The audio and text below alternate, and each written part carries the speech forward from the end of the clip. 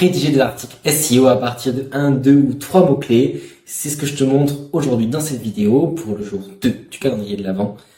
C'est parti, tu vas voir, c'est extrêmement simple. À partir de 2-3 mots-clés, justement, tu vas pouvoir générer un article complet que tu vas pouvoir poster ensuite directement sur ton blog, sur ton site. Bref, ça, t'en fais ce que tu veux. Mais moi, je te montre comment on va créer de manière 100% automatisée ces articles. C'est parti. Alors, ça se passe en deux parties. En premier lieu, on va avoir donc cette automatisation sur Make. Tu vas voir juste après, on va la rebuild ensemble de A à Z. C'est ça qui est génial. Bref, étape par étape. Et la deuxième partie, donc, une interface sur Airtable, comme tu le vois à l'appareil, comme ça, avec donc, tes différents articles, le statut, si si on veut le générer ou le régénérer, et les mots-clés. Et ensuite, on a le plan, l'article, etc., etc. T'as vu, c'est extrêmement simple, on a très peu de choses à faire pour rédiger un article, il suffit simplement de mettre des mots-clés et automatiquement, les IA s'en occupent. Quand je dis les IA, c'est ChatGPT et Claude pour la rédaction. Ok, maintenant qu'on a vu tout ça, on va pouvoir ensemble construire donc la base Airtable associée et ensuite on viendra directement créer l'automatisation ensemble de A à Z. Mais avant qu'on commence, sache que cette automatisation et toutes les autres que tu vas voir dans ce calendrier de l'Avent, tu peux les récupérer donc juste ici. Voilà, j'ai créé une petite calendrier de l'Avent IA et automatisation, tu peux le retrouver juste ici. Et évidemment, toutes les automatisations se débloqueront tous les jours à 8h, comme ceci. Donc tu pourras directement la télécharger et l'implémenter dans ton mail et dans ton Airtable. Bref, comme ça, il n'y a absolument rien à faire, il suffit d'importer et c'est super facile. Ok, maintenant, trêve de blabla, c'est parti. On va donc construire cette base de données. Tu as vu, elle est extrêmement simple. On va voir ensemble comment on la crée, comment ça fonctionne sur Airtable. Et ensuite, on fera notre système donc en entier sur Make. C'est parti. On va donc commencer par créer une nouvelle base. Donc ici, tu te rends sur Airtable, sur l'espace de travail que tu souhaites. Ici, on prend le calendrier de l'Avent et on va venir créer une nouvelle base en partant de 0. Commençons par renommer la base. Hop, on va appeler jour 2 calendrier de l'Avent YouTube. Hop. Et ensuite, ici, on va, par exemple, renommer la base en SI. Boum. Ok, on a créé ça. Maintenant, c'est parti. On va donc créer les différentes propriétés et donc les différents champs de la base Airtable. Alors, donc, on va commencer par renommer les deux premiers champs et ensuite tu verras que les autres, on va pouvoir les supprimer. Donc, c'est parti. Alors, premier champ, on va simplement, ça va être le nom de l'article. Donc, soit on le laisse en anglais, soit on le met en français. En soi, ça n'a pas forcément beaucoup d'importance. Mais bon, ici, pour le tuto, on va le renommer. Ensuite, dans les notes, nous, on va le renommer en mots-clés, bon, comme ça. Donc, ça reste un texte long, une grande propriété, on va dire. Et ensuite, donc, ce champ assigné, on va le supprimer. Statut, on va le garder et on va le mettre en tac, idée, boom, affaire et fait. Voilà. Ici, on peut peut-être se renommer, se changer la couleur de affaire en rouge et idée, par exemple, en bleu. On va enregistrer. Maintenant qu'on a nos mots-clés, nos statuts, donc c'est simplement pour nous voir visuellement ce qui se passe en direct, c'est-à-dire que l'idée, rien ne se passe. Quand ça passe en affaire, eh bien simplement, ça veut dire que l'automatisation tourne, et quand c'est fait, c'est fait. Ça c'est logique. Continue. Ensuite, on a donc un nouveau texte long en propriété, qui va cette fois-ci être lui, donc le plan de l'article, comme ça tu vas pouvoir voir rapidement ce qu'il y a dedans. Et ensuite, on va avoir donc eh bien, le lien de l'article, donc on peut mettre un URL, et donc ça c'est simplement le lien d'article qui sera directement hébergé sur Google Doc. Pourquoi sur Google Doc? Parce que l'article peut être assez long, et en fait les cases, les propriétés qu'il y a sur Airtable, elles n'acceptent pas autant de caractères. Donc pour ça, on va simplement mettre URL, si on met l'article, boum, et là, on va pouvoir se mettre un petit pièce jointe qu'on va renommer en image, donc l'image de l'article. Et voilà, donc on a donc nos propriétés, comme tu le vois, il y en a très peu, elles sont assez simples. On a simplement un single select, ensuite on a des longs textes, donc les longs textes c'est simplement un champ qui peut accepter un certain nombre de caractères, jusqu'à 50 000. Et ensuite, évidemment, le champ image et le champ URL. Ok, maintenant qu'on a fait ça, on va se rendre sur Make pour créer l'automatisation. Ok?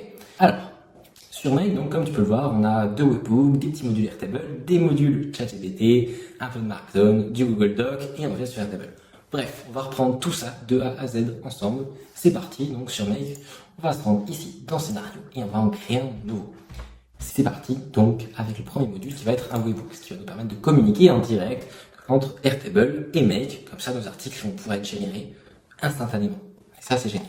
Donc on va choisir Custom Webhook, hop, comme ceci, donc non, cette interface va apparaître, et là tu vas pouvoir add, donc ça veut dire ajouter un nouveau webhook, donc un nouveau lien de communication entre Airtable et Make, et évidemment pour les bonnes pratiques, on va le renommer, donc jour 2, article SEO, et on va l'appeler YouTube, comme ça, moi je le retrouverai facilement.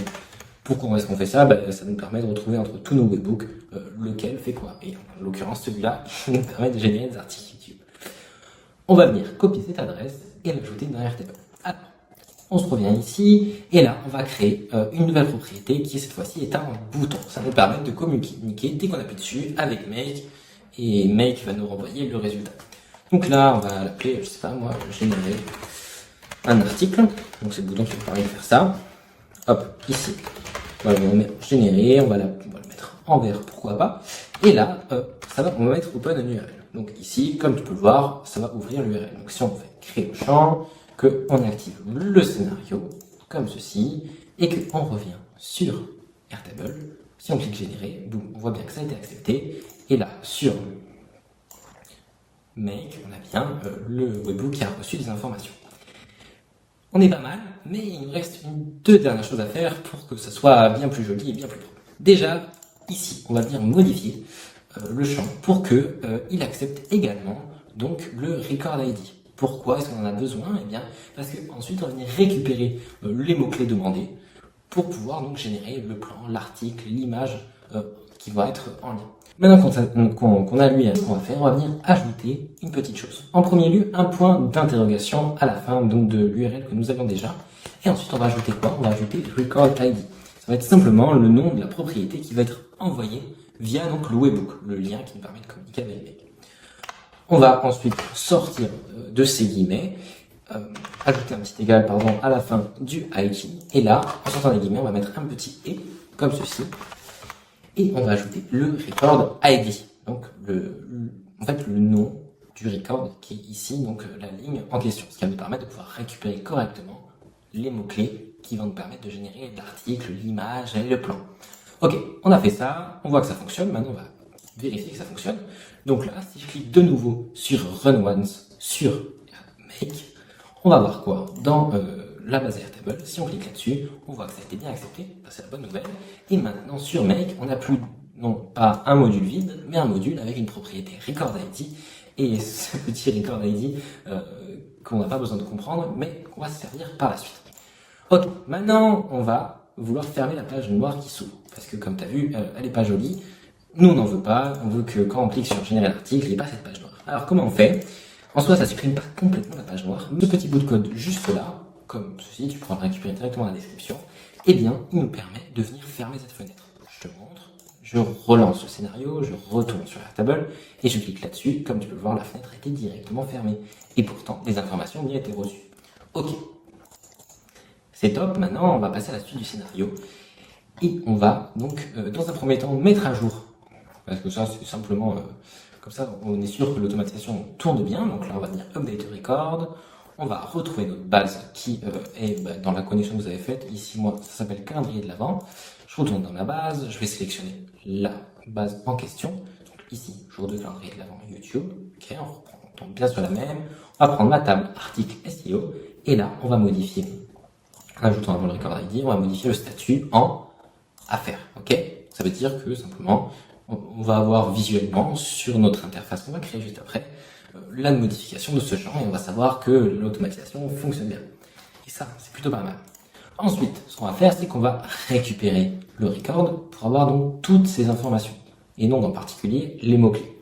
Donc on revient faire ça, on va mettre get record, jour 2, on récupère la bonne table, la bonne base et le record ID en question. Ok, comme ça on récupère bien la bonne ligne avec toutes ces informations.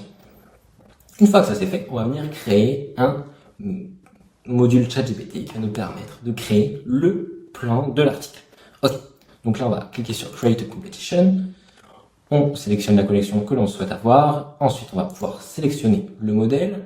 Ici on peut sélectionner GPT-4 Mini si vous utilisez un minimum de tokens et surtout d'argent. Et après, en fonction de la précision de l'article que vous souhaitez, vous allez pouvoir sélectionner un modèle, par exemple, plus élevé. Pour le test, on va prendre Omini. Là, on peut supprimer donc le nombre max de tokens. Comme ça, on est sûr qu'il prendra un nombre, le nombre qu'il a besoin pour générer le plan. Et là, on va donc pouvoir créer un message. Donc d'abord, un prompt système qui va nous permettre de resserrer les taux de connaissance de ChatGPT sur la seule chose que l'on ait besoin. Ici, je vais récupérer mon prompt juste ici, que je vais faire copier-coller. Évidemment, le prompt, vous l'aurez dans le calendrier de l'avant. Et donc, ici, on a le prompt en entier avec la tâche, ce qu'il doit faire, un peu plus de contexte, etc., etc.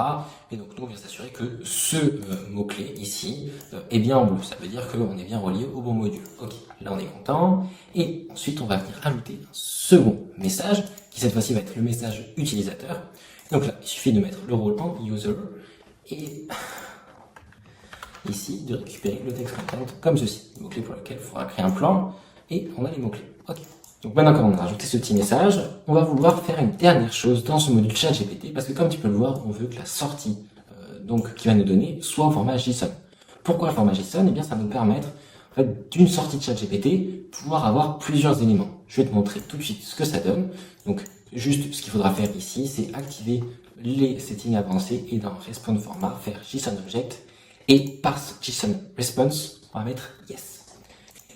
On appuie là-dessus, on clique sur Yes. Ici, je mets par exemple automatisation et IA en mot-clé. Je fais ça. Et bien là, le plan, le nom de ChatGPT qui va nous permettre de rédiger le plan est en train de tourner et va nous générer plein de choses. Je te montre ce que ça donne. Et bien on va avoir un titre SEO, une description, une introduction, une conclusion et surtout notre plan, le main body. Ensuite, ce qu'on va faire, c'est se rendre cette fois-ci sur l'IA d'Entropy. Évidemment, tu peux faire cette manip pareil sur ChatGPT, mais comme ça, je te montre les deux et tu te sers de l'IA que tu souhaites ou que tu préfères. Donc là, pareil, Create a Completion, tu peux utiliser Haiku, Sonnet, bref, utilise ces deux derniers en 3.5 puisque c'est les derniers et ils sont très très bons. Vous pouvez mettre en max token, moi je vous propose de mettre 5000, c'est ce que je recommande, comme ça permet d'avoir un article assez long pour le SEO, donc le référencement. Et ensuite, on va mettre en role user, on va mettre en content type text, et ensuite, dans le texte, on va mettre ce prompt suivant qui va permettre de générer comme il faut tout l'article SEO. Et enfin, qu'est-ce qu'on va faire ici dans le plan? On va pouvoir, boum, supprimer ça et mettre le plan qu'on a récupéré de ChatGPT juste avant. Pourquoi est-ce que séparer ces deux parties? Eh bien, parce que en fait simplement ce prompt là va permettre de faire la structure, donc de standardiser un petit peu tout l'article et de le structurer, et Claude par la suite va être bien précis sur la rédaction de l'article. Maintenant donc qu'on a un module qui nous permet de générer le plan, un module qui nous permet de générer l'article, on va vouloir générer une image. Et pour ça, au 42 temps, on va en premier lieu donc créer un prompt avec ChatGPT pour générer une image, et ensuite ChatGPT à partir de ce prompt là va générer l'image. Ce qui va nous permettre donc en dynamique de pouvoir créer des images qui vont être associées à l'article en question. Comment est-ce qu'on fait ça? On va d'abord créer une nouvelle fois un prompt, Create a Completion. Cette fois-ci, on ne va pas s'embêter et on va directement mettre un prompt user. Donc ici, on resélectionne GPT-4 mini. En prompt token max, ici, on peut mettre 500 parce que la sortie n'a pas besoin d'avoir un gros nombre de tokens. On va mettre user, content, text. Et là, on va venir mettre ce prompt-là qui va nous permettre de générer des illustrations en lien avec notre article, etc. Ici, vous pouvez évidemment personnaliser le style en fonction de ce que vous voulez faire transparaître à travers vos images. Ok, une fois qu'on a fait ça, boum, on met encore en génération image. Et ensuite, dernière chose, donc, venir créer l'image. Donc pour ça, rien de plus simple, on vient ici, ajoute un nouveau module ChatGPT, generate une image, et là, boum, on va sélectionner le module DALL-E 3, et là, en prompt, on va simplement récupérer le résultat précédent. Ok, on a fait ça. Maintenant, on a quasiment fini. On va simplement s'assurer que le formatage est bien en format Markdown. Ici, hop, on ouvre rapidement ce module ChatGPT. Ici, on vient ajouter un module Markdown. Donc, tout simplement marquer Markdown dans la barre de recherche. On va choisir celui-là, donc Markdown to HTML, parce que donc, Google Doc fonctionne très bien avec du HTML, mais pas avec le reste. Et ça va nous permettre d'avoir un article directement formaté sur Google Doc. Ici, nous, ce que l'on souhaite mettre, c'est donc ceci. Donc là, on va récupérer la bonne réponse de ChatGPT, donc la SEO title, la métadescription qui est juste ici, l'introduction que ChatGPT nous avait donnée, le text response de Claude, et enfin la conclusion que nous a donnée encore une fois ChatGPT. Hop, on va mettre ça comme ça, on vient rajouter cette fois-ci deux nouveaux modules, un premier, cette fois-ci Google Doc, comme pas celui-là, celui-là. Et donc là, on va venir créer un nouveau document avec donc du format HTML. Ici, venez mettre votre connexion Google. Si vous ne savez pas comment faire, c'est super simple. Il y a ici un tutoriel qui est super bien expliqué par mail. Vous allez voir, c'est pas très compliqué. Ici, en nom, on peut mettre par exemple les mots-clés.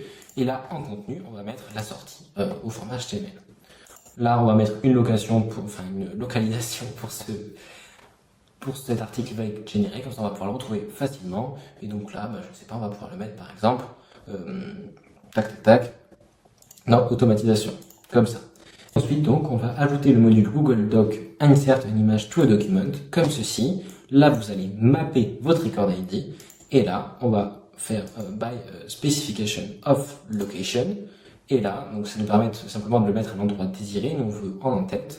Et donc là, by index, et index, on va mettre 1. Et l'image URL, donc l'image URL que nous donne Dali. Donc juste ici, URL. Comme ceci. Et là, on a fini. On va simplement ajouter ces différentes informations Airtable. Donc encore une fois, on va sélectionner le module Update a Record. On va sélectionner la bonne base, donc jour 2, calendrier de l'avant YouTube. Et ensuite, on va pouvoir, après avoir sélectionné la table, modifier nos différents champs. Donc là, vous avez sélectionné l'ID du record, que ce soit celui-là ou celui-là, c'est le même dans tous les cas. Et là, ce qu'on va faire, c'est mettre le statut en fait. On va récupérer le plan, juste ici. On va récupérer l'article, donc en récupérant le lien que nous donne Google Doc. Donc là, on pourra prendre la WebView Link, par exemple. Et en image, on va ajouter l'URL de l'image que nous a donné ChatGPT, comme ceci. Donc dans data, URL, file name, on peut mettre les mots-clés par exemple, comme ceci, et là on a fini. Donc on va pouvoir enregistrer, lancer et aller voir ce que ça donne directement dans Make. Donc là par exemple, si je mets les mots-clés, on va mettre les mêmes que tout à l'heure. Hop, comme ceci. On va s'assurer que ça tourne, on est content, et là on va faire générer. Ok, donc là ça passe tout de suite en affaires, ça veut dire que ça fonctionne, on a bien notre écran noir qui a été fermé. Et quand on retourne ici, on peut voir que tout fonctionne en arrière-plan. C'est-à-dire que notre plan va être d'abord généré par ChatGPT, ensuite Anthropic va créer l'article à partir de ce plan, ensuite une image va être générée, le prompt pour l'image va être généré, ensuite l'image va être générée, tout l'article va être mis au format HTML, et enfin un document va être créé, l'image va être insérée, et tout ça, on va pouvoir le récupérer dans Airtable. Et t'as vu, c'est extrêmement simple. Donc, on va attendre que tout ça se fasse, et en attendant, on va commencer la création de l'interface. Donc, comment est-ce qu'on fait? Eh bien, tout en haut, dans Airtable, tu peux voir qu'il y a un petit logo interface, on va cliquer dessus, et ensuite on va débuter la création. On va simplement créer une nouvelle interface à partir de 0, suivant, et là on va mettre une interface vide. Donc vierge, comme ça on va pouvoir ajouter les éléments que l'on souhaite. On vient terminer, et là, qu'est-ce qu'on va faire? Eh bien, on va ajouter un petit titre, comme ça on va pouvoir nommer cette partie-là, ou cette page-là, ajouter un petit séparateur, c'est simplement pour le style, c'est pas très important. Et nous, ce qu'on va vouloir ajouter, c'est donc en allant tout à la fin, un sélecteur d'entrée. Comme ceci, on vient mettre sélecteur d'entrée. Là, on va pouvoir mettre l'article que l'on souhaite. Et là, on va pouvoir ajouter différents éléments de l'entrée, qui sont donc les mots-clés. On va vouloir ajouter le statut, juste ici. On va vouloir ajouter le bouton de génération d'articles. On va le mettre par exemple à côté des mots-clés, comme ceci. Hop. On va vouloir mettre, je ne sais pas, mais on va vouloir mettre par exemple le lien vers l'article, juste ici. Tac, là on va resserrer celui-là, comme ça on aura le lien de l'article en grand et ça sera tout joli.